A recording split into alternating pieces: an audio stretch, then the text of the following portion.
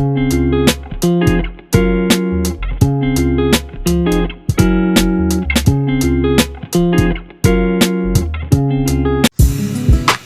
morning mga kabeta!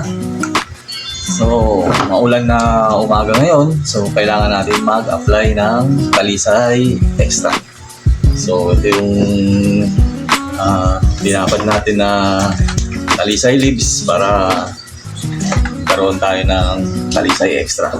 So, lagi akong merong secret weapon na Talisay Extra para sa ating alagang beta. Ma-maintain natin yung temperatura ng mga tubig ng ating mga alagang beta. So tara guys, samahan niyo ako. Let's go! So ito mga kabeta, ito yung gagamitin natin ngayon.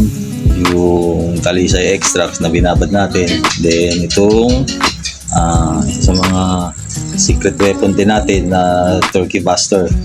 So ito lang yung mga gagamitin natin pang sip para dun sa transfer natin dun sa mga tank ng ating mga alagang beta. So sisip-sipin lang natin siya ng ganun mga kabeta. Then i-apply na natin siya dun sa ating mga alagang beta. So apply lang kayo guys sa tamang application lang guys, na dapat nagkaroon lang siya ng konting yellowish color doon sa ating mga tubig. So, kahit isang patak lang guys. So sa akin kasi hindi ko masyadong dinadark Talisay yung aking mga alaging beta. Yung sakto lang guys na magpapamaintain dun sa temperatura ng ating mga tubig. So ganun lang yung application ko mga kabeta. So pagka nag-yellowish na yung tubig, enough na yun para ma-maintain nila yung temperatura. So ganun lang po sa akin guys. Hindi ko siya masyadong dinadark Talisay.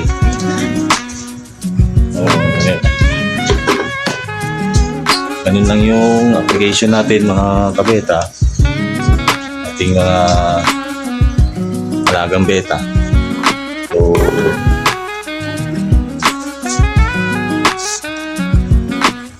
dapat nag-yellowish yung kulay ng ating mga tubig.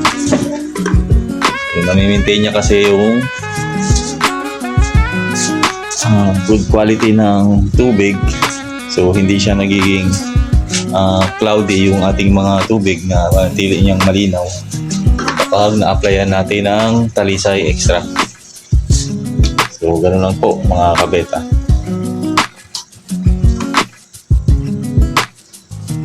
So nakakatulong din tong paglalagay natin ng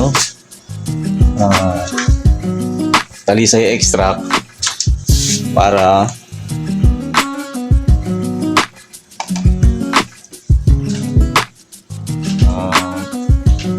papanatiling malinis yung ating mga tubig. So yun guys, na-apply na natin. So yung mga nasa baba natin is na-applyan ko na ng Talisay Extract yan kanina. So hindi ko na rin siya lalagyan sa ngayon. So yan, napapakita ko lang sa inyo yung mga ni-breed nating mga gapi. So ito sila. Yan yung mga alaga nating gapi. Then ito yung mga crown tail natin. Yan, naka community tank yung mga crown tail natin. So yan mga lods, yan mga crown tail natin na to, mga PEM, mga female. Then ito naman yung mga gapi natin. So sa mga alaga kong gapi is yung pigeon blood ng gapi. Yan yung gapi na alaga natin. So naparami ko na sila. Magre-restock ulit ako ng panibago kanina. So kaubusan na mga lods. So kailangan magre-restock ako ng panibago. So So ito yung mga fry ng ating mga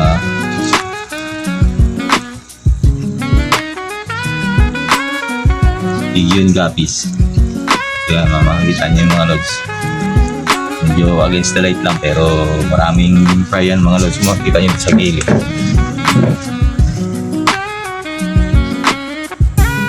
Ayan. So, hindi lang masyado dahil sa liwanag. So yan. Ito namang nasa baba natin mga lods. Applied na to ng mga Talisay extract. So yan o. Talaga. Makikisig yung ating mga male na mga fancy copper. Kita natin. So yan yung mga lods. Nakita nyo yun.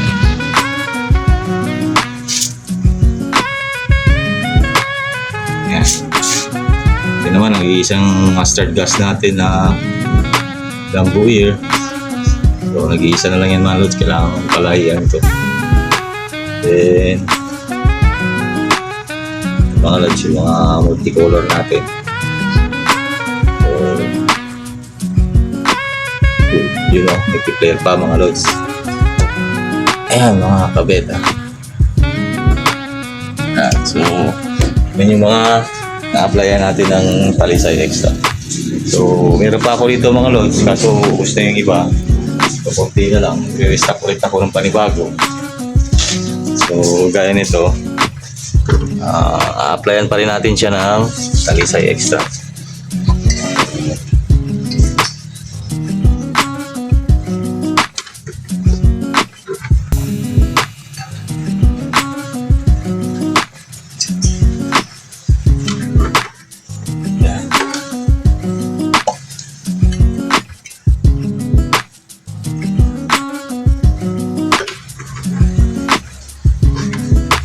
Unlike sa iba mga kabeta, talagang dinadark Talisay nila. Pero sa akin, tama na yung isang sip lang ng Turkey Buster. Kasi pinapalitan ko naman to. Weekly pinapalitan ko to 100%. Pinapalitan ko ng tubig. So nagwa-water change tayo weekly. Kaya kailangan sa mga beta natin is malinis yung kanilang mga tank dahil pagka tumaas yung ammonium ng tubig, so naging sanhi ng kanilang pagkamatay. So ayan mga lods.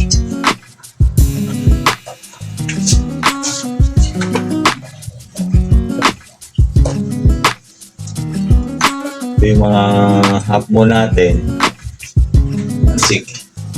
Fancy copper na mga half moon natin mga lods. Ayan, yung mga fancy copper natin.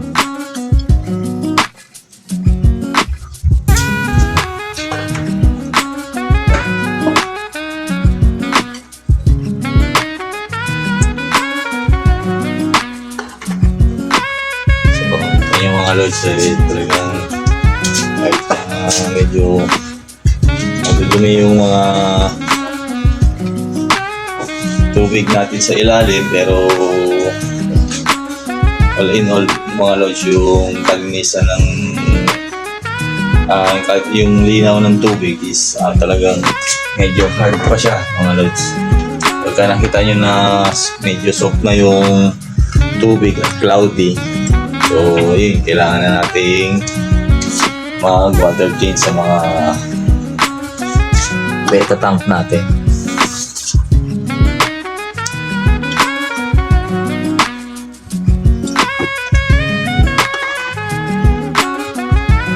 Yan, kaya isa-isang sip lang ng Turkey Buster mga lods sinat na para sustain yung temperatura ng ating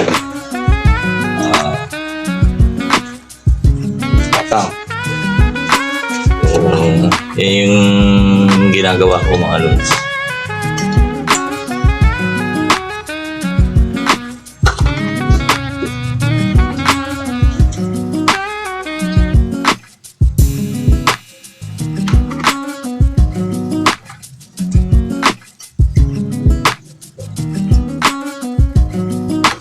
Mayroon din ako dito, bagong restock ko to na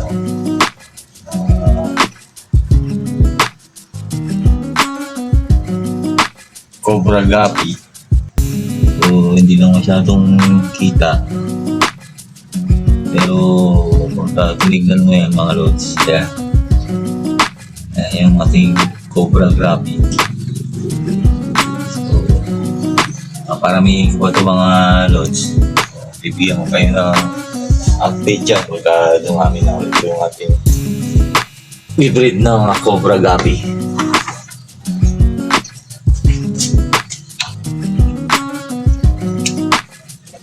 Ganun lang yung pag-a-apply natin ng talisay extract. So, tutusin ko lang to. Then, sa labas may mga papakita ko sa inyo mga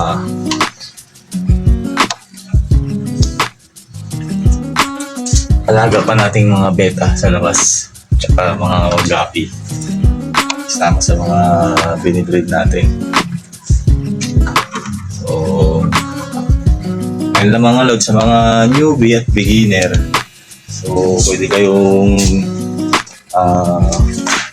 gumawa lang ng ganitong battle mga soft drinks, ikakat nyo lang, pwede nyo nang gamitin as tank ng ating mga halaman beta. So, medyo may kamahalan kasi yung mga tank natin na glass. So, kailangan tipid-tipid lang kapag nakabenta. So, tsaka bibili ng mga tank pagka ginhawa na mga kabeta. So, ayan. Ganun lang po yung application natin mga kabeta sa ating talisay extract. So, yun. Dahil na mga kabeta, so yun, mapakita ko sa inyo yung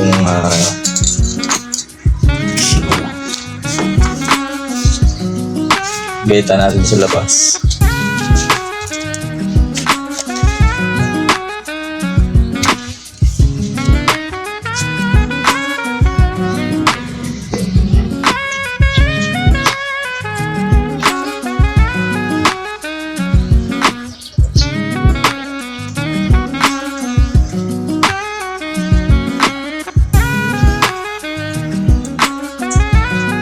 Yung mga classic beta natin mga loads, pwede natin gawing litter din to mga loads, yung mga classic natin.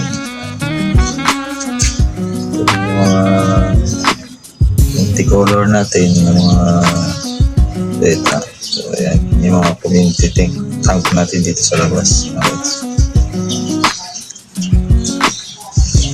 Ito naman yung mga balitat natin.